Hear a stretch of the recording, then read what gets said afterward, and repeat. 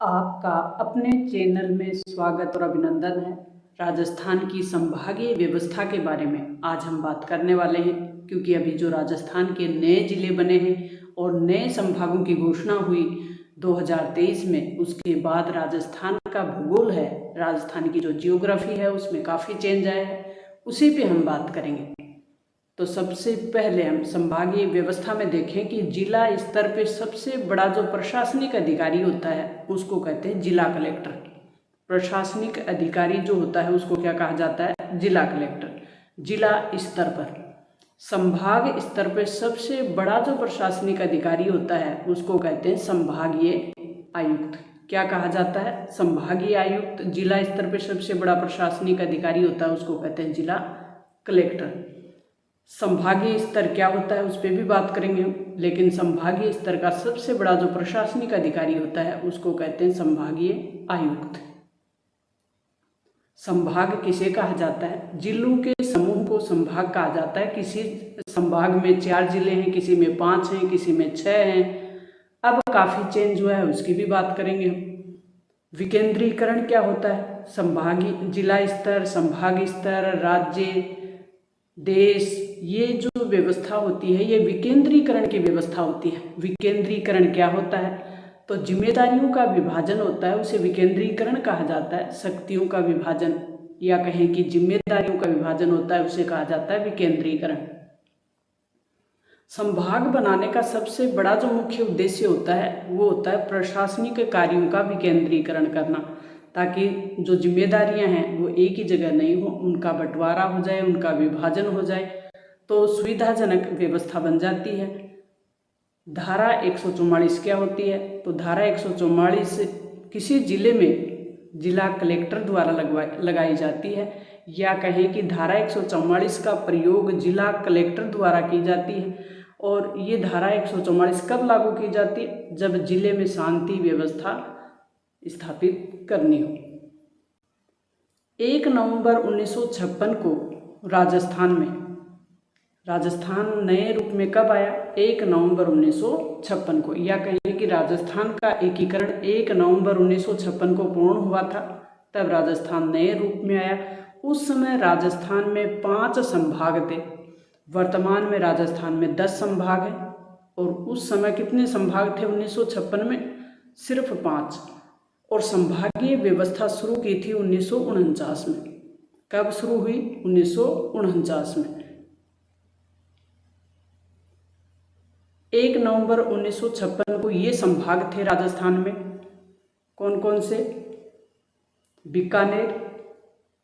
बीकानेर संभाग, जयपुर संभाग, जोधपुर संभाग, कोटा संभाग और उदयपुर संभाग।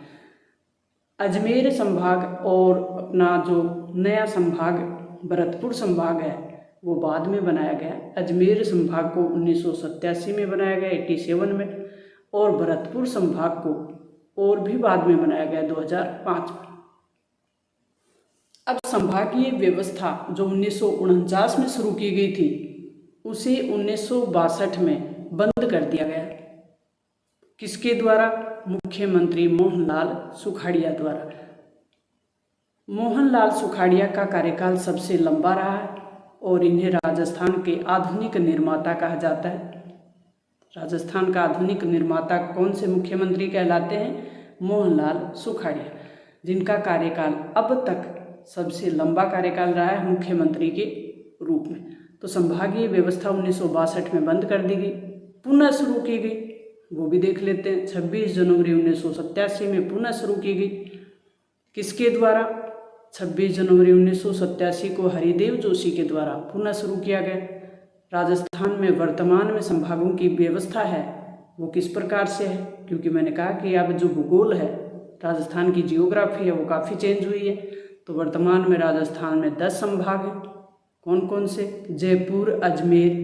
जयपुर संभाग, अजमेर संभाग, बीकानेर, जोधपुर, कोटा, उदयपुर, भरतपुर और सीकर, पाली, बांसवाड़ा, ये 3 संभाग अभी बनाए गए हैं नए। सीकर, पाली, बांसवाड़ा। 3 नए संभागों में सीकर, पाली, बांसवाड़ा हैं। अब हम सीकर में जो नवगठित अपना संभाग है उसमें कौन कौन से जिले शामिल किए गए ये देख लेते हैं। तो इसमें जिले शामिल किए गए सीकर, झुंझुनू, नीमका थाना और चूरू, 4 जिले शामिल किए गए हैं। नीमका थाना अभी हाल ही में नया जिला भी बनाया गया है।